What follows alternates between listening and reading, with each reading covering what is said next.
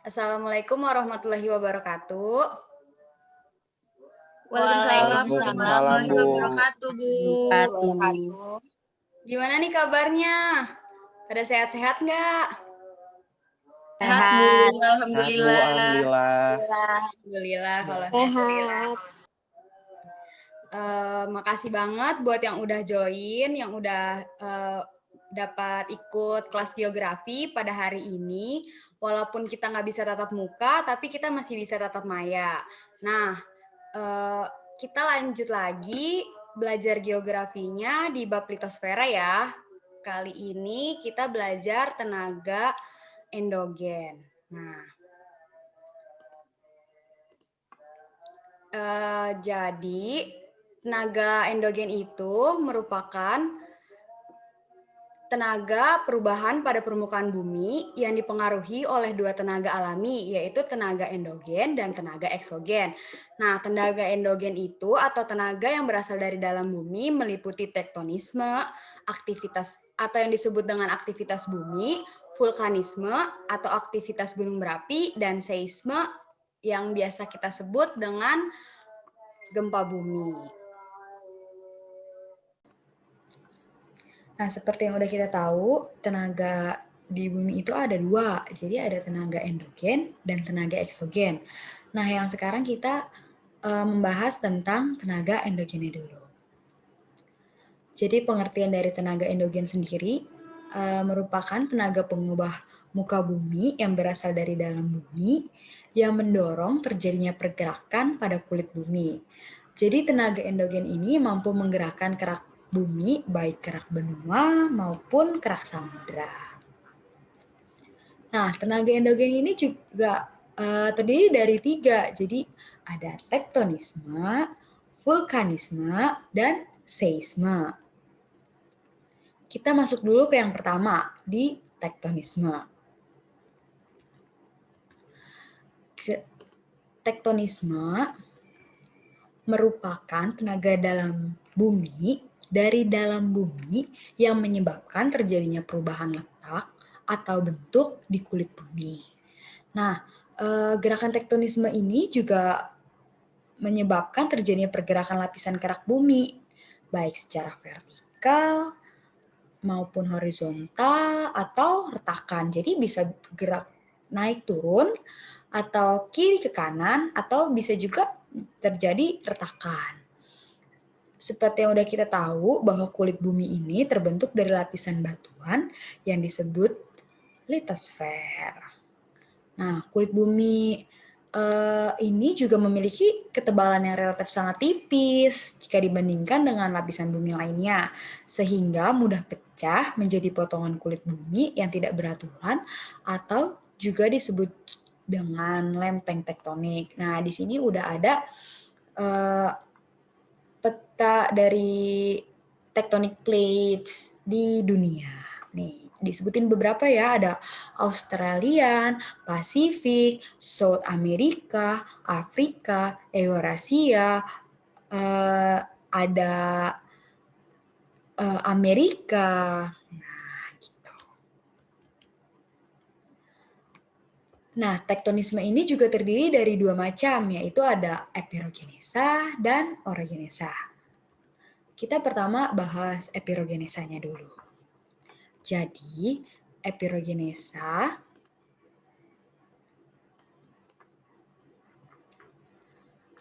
ini merupakan gerakan yang terjadi pada lapisan kulit bumi dan biasanya gerakan tersebut dilakukan secara horizontal dan vertikal. Nah, gerakan ini diakibatkan oleh pengangkatan dan penurunan permukaan bumi yang berlangsung lama.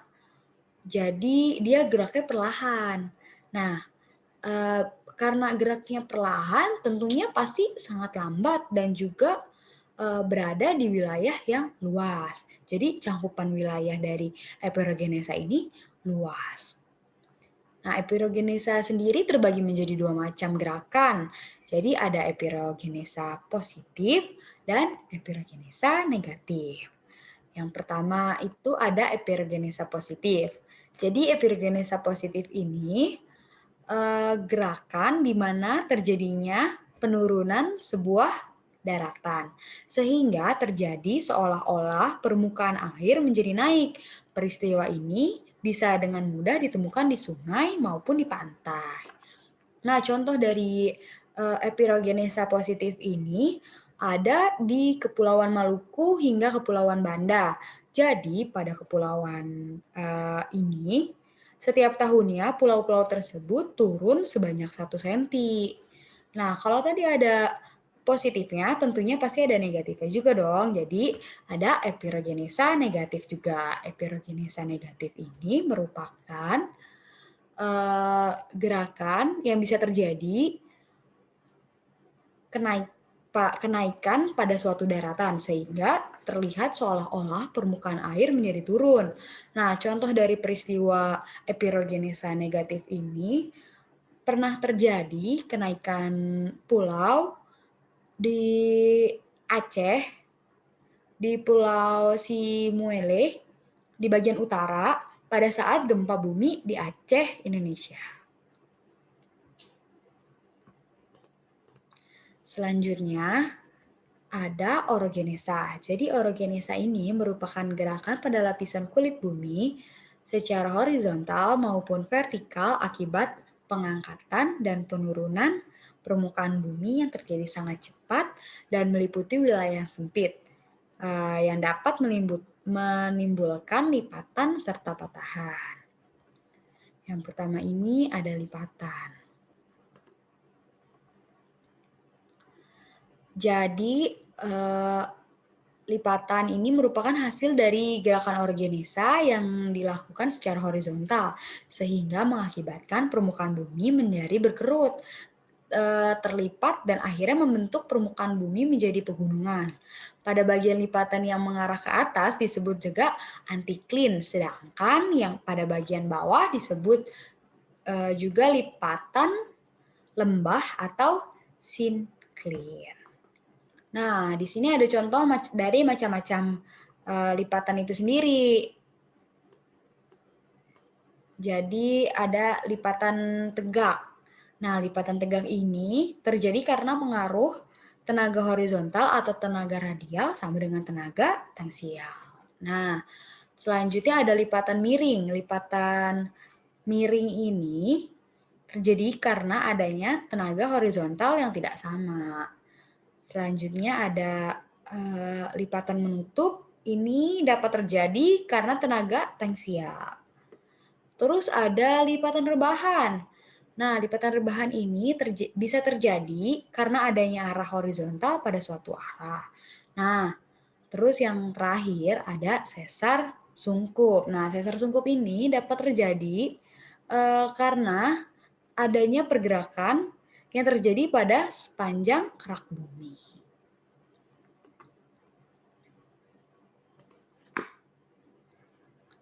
Nah, dari lipatan ini ada contohnya juga nggak di Indonesia? Oh, ada dong. Nah, Bukit Barisan. Tahu Bukit Barisan yang ada di Pulau Sumatera ini merupakan salah satu contoh dari lipatan. Bukit ini merupakan hasil bentukan pada aktivitas lempeng-lempeng di permukaan bumi, yakni lempeng tektonik yang bergerak. Terus ada lagi nggak? Ada. Yang ini ada Pegunungan Tengger. Nah, selain Bukit Barisan, contoh lain dari lipatan ini juga ada Pegunungan Tengger. Pegunungan Tengger merupakan pegunungan yang berada di wilayah Provinsi Jawa Timur. Nah, pegunungan ini terbentuk karena adanya aktivitas dari lempeng bumi yang aktif. Selanjutnya ada patahan. Nah, patahan ini merupakan kondisi di mana terjadi pergerakan atau pergeseran. Nah, bidang yang mengalami patahan disebut juga dengan sesar. Patahan terjadi akibat adanya tekanan tenaga endogen yang cepat sehingga permukaan bumi tidak sempat melipat. Nah, di sini juga ada contoh-contoh dari patahan, yaitu ada sesar naik, sesar turun berpasangan, maupun sesar mendatar. Yang pertama dulu ada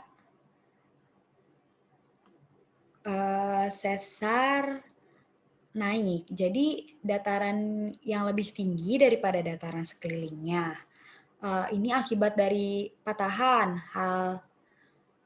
Hal ini disebabkan oleh gerakan tektogenesa horizontal yang memusat. Jadi gerakan dua arah atau lebih sehingga kerak bumi menjadi naik.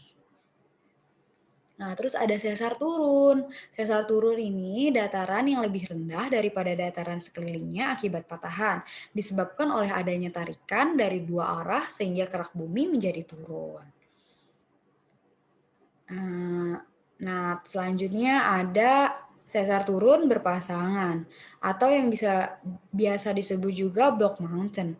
Nah, kumpulan dari pegunungan yang tersusun atas beberapa patahan. Patahan ini terjadi akibat ada tenaga endogen yang terbentuk retakan-retakan. Selanjutnya yang terakhir ada sesar mendatar.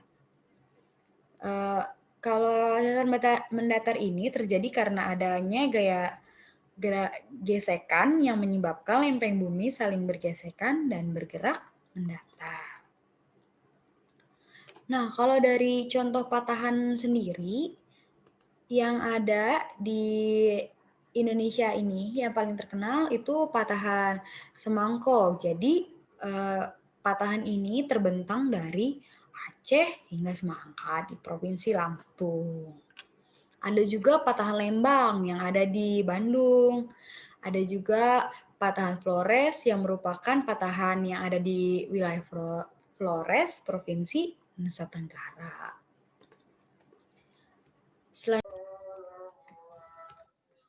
Nah, dari dampak tektonik ini juga berpengaruh dalam kehidupan yang ada dampak positif sama dampak negatifnya juga. Coba Rizka Nadira sebutin dampak positif dari tektonisme ini sendiri. Dampak positif dari tektonisme itu adalah terbentuknya permukaan bumi seperti benua, pegunungan, perbukitan, lembah, hingga palung, serta munculnya berbagai mineral dari dalam bumi seperti berlian, bahan tambang, dan lain-lain, Bu. Oh iya, bagus. Makasih Rizka. Nah, kalau ada dampak positif, tentunya pasti ada dampak negatifnya juga dong. Coba Mega Dwi Ananda sebutin dampak negatif dari tektonisme. Dampak negatif tektonisme itu ada timbulnya bencana gempa bumi, longsor, dan tsunami yang diakibatkan oleh aktivitas tektonik. Oke, makasih Mega. Sama, Bu. Nah, karena udah belajar dari dampak tektonik dalam kehidupan ini, jadi bab tektonisme di tenaga endogen ini udah berakhir. Untuk link materi hari ini nanti bisa diakses di Google Classroom. Nanti saya hubungin melalui ketua kelasnya ya. Terima kasih semuanya, jaga kesehatan, jangan lupa jangan kemana-mana dulu kalau nggak butuh banget, jadi tetap di rumah ya.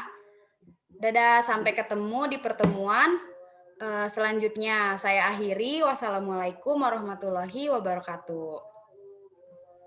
Waalaikumsalam. Waalaikumsalam warahmatullahi wabarakatuh, Bu. Terima kasih, Bu. Sama-sama. Udah, Mek.